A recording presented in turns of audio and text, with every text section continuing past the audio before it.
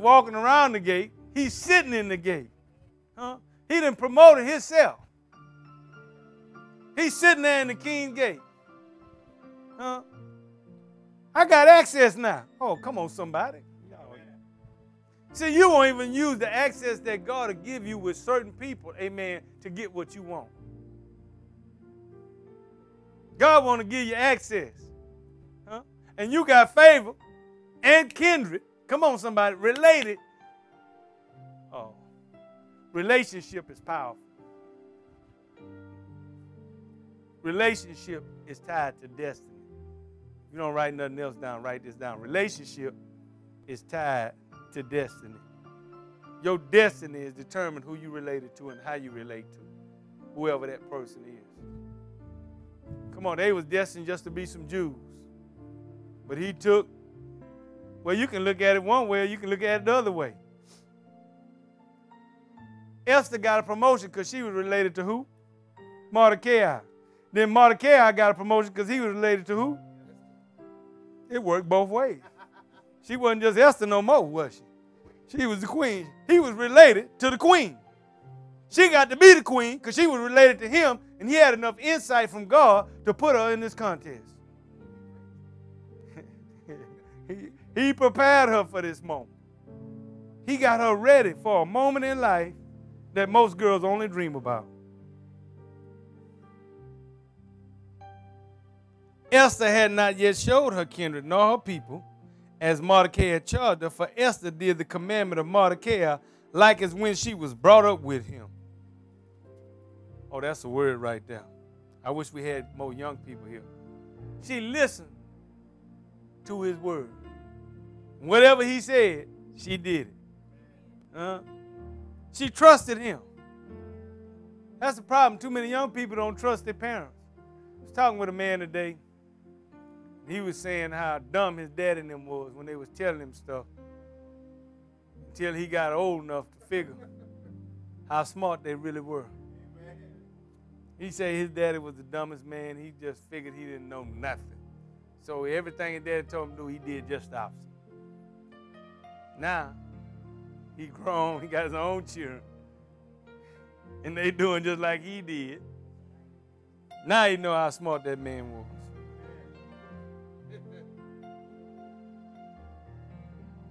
But look at this, look at this, look at this, look at this.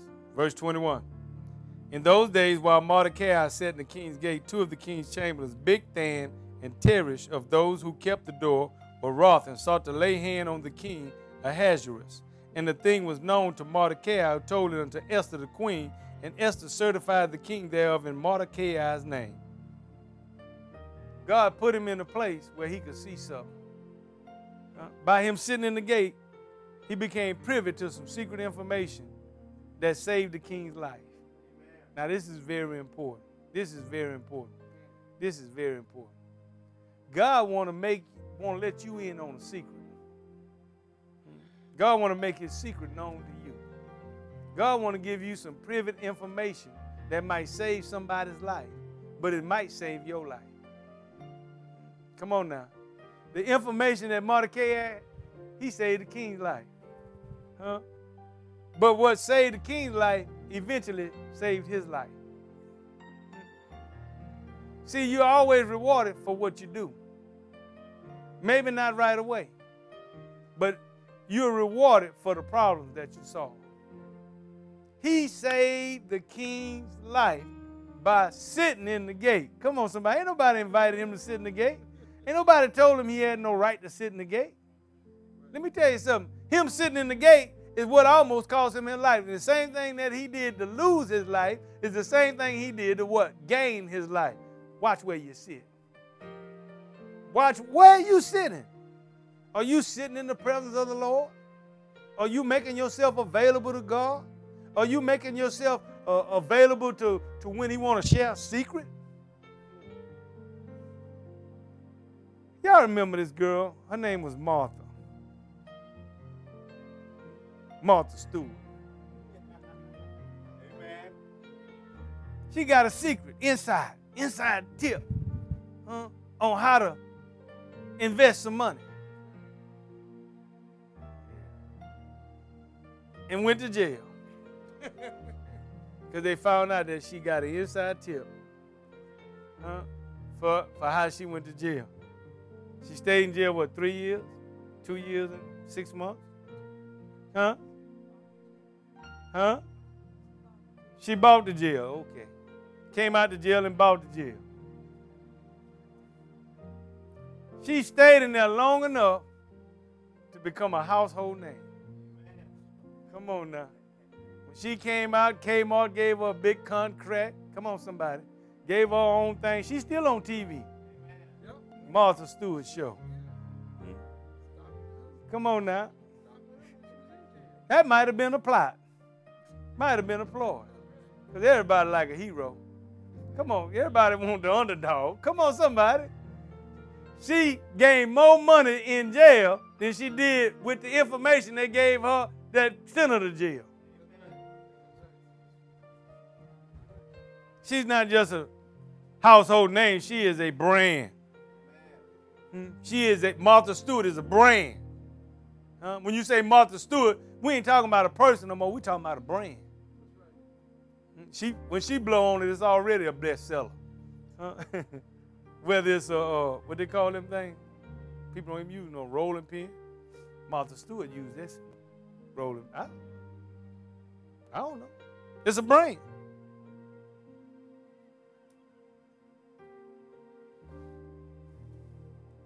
Look at this. Now Haman, the Agagite, advanced him, set his seat above all the princes that was with him. Look at now, chapter 3. Chapter 3. She made the plot known to Mordecai, to the king, in Mordecai's name, and when inquisition was made of the matter, it was found out. Therefore, they were both hanged on a tree, and it was written in the book of Chronicles before the king. And after these things did King Ahasuerus promote Haman, the son of Medatha, the Agagite, and advanced him and set his seat above all the princes that were with him, and all the king's servants that were in the king's gate bowed and reverenced Haman, for the king had so commanded concerning him. But Mordecai bowed not, nor did him reverence. Now, I want you to see this. This captain got his promotion. He got his stripes. He got his stars. I mean, he the general now. He the cat everybody got to salute. Everybody got to bow down. Except Mordecai. Because Mordecai understood what kind of Jew he was. Come on now. What makes you a Jew is not the fact that you was born in Israel. See, y'all a little bit confused on this matter. I'm finna help you. What makes you a Jew is that you worship God. What makes you a Jew is the God that you worship. Come on now. You're in the family, right? Jesus was a Jew. Well, y'all want to be a Christian. I'm going to be a Jesus Jew. You're going to be that little Christ. I'm going to be the big Jesus. I'm going to be the Jew like he's a Jew. Jews and Gentiles. Come on, what made you a Gentile was you were without God. You didn't have God in your life. What made you a Jew is that now you were a worshiper of Jehovah. That's what made the Jews Jews. Not the fact that they had big nose and they was out of Israel. Because it wasn't a skin thing. It never was. All nations. It never was a nationality. It was something that enhanced in the spiritual realm, or spiritual Jew. That's who we are. We've been grafted in. You was a wildflower, but now you part of the real plant now. You're part of this olive plant. You're part of this true flower, the planting of the Lord. So God grafted you in and made you a Jew. And here this Mordecai, because he understood who he was, would not bow to this Haman. Then the king's servants, which were in the king's gate, said unto Mordecai, why transgressest thou the king's commandment? Now it came to pass when they spake daily unto him, he hearkened not unto them. Nor they told Haman to see whether Mordecai's matters would stand, for he told them. What he told them? He said, I'm a Jew. That's why I don't bow. He didn't say I'm from another land.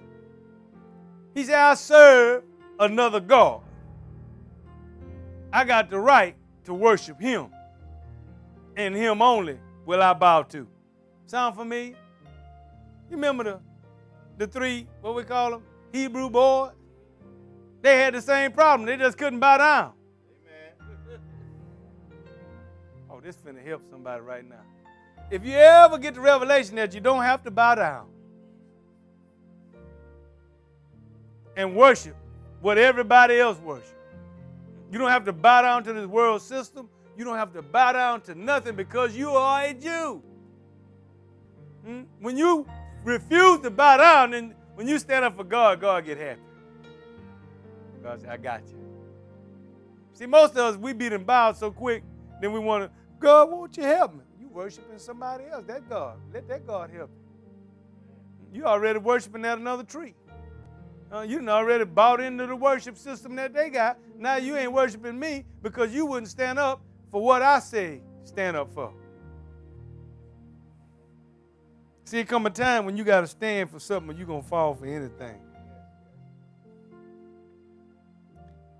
And when Haman saw that Mordecai bowed not nor did him reverence, then was Haman full of wrath. And he thought scorn to lay hands on Mordecai alone, for they had showed him the people of Mordecai. Wherefore Haman sought to destroy all the Jews that were throughout the whole kingdom of Ahasuerus, even the people of Mordecai.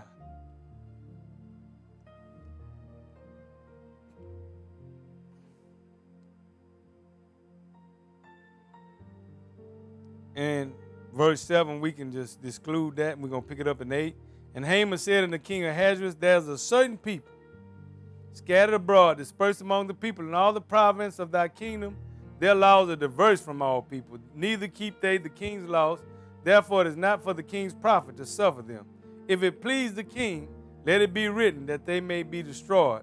And I will pay 10,000 talents of silver to the hands of those that have the charge of the business to bring it into the king's treasury. And the king took his ring from his hand, gave it to Haman the son of Hammedatha, the Agagite, the Jews' enemy. And the king said unto Haman, the silver is given to thee, the people also, to do with thee them as it seemed good to thee.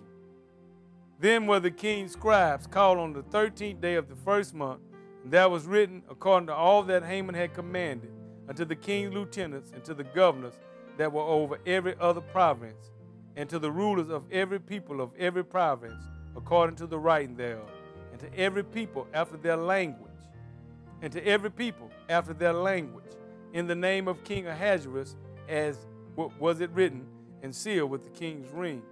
And the letters were sent by post into all the king's province to destroy, to kill, and to cause to perish, to steal, to kill, and to destroy. That's the enemy's, that's his. Listen, that's the devil's, that's the enemy's, that's his mission statement and vision statement. That's his whole mission statement. Steal, kill, and destroy. And he's after God's people. Because we're supposed to be carrying God's plan and God's purpose. So if he's going to stop God's plan and God's purpose in the earth, all he has to do is steal, kill, and destroy God's people. God's plan is going to be worked out through people. He's going to work it out through the Jews. It's going to always be the Jews. And until you recognize you're a Jew, it won't never be you. Somebody was telling me about the Temple Mount today. They saw it on National Geographic. They thought it was it's a place, but it's more so a people. My wife asked me, who was Zion? I said, Zion was a mountain, but now we are Mount Zion that won't be moved. It's always a place, but it always refers to a people. Jerusalem is a place.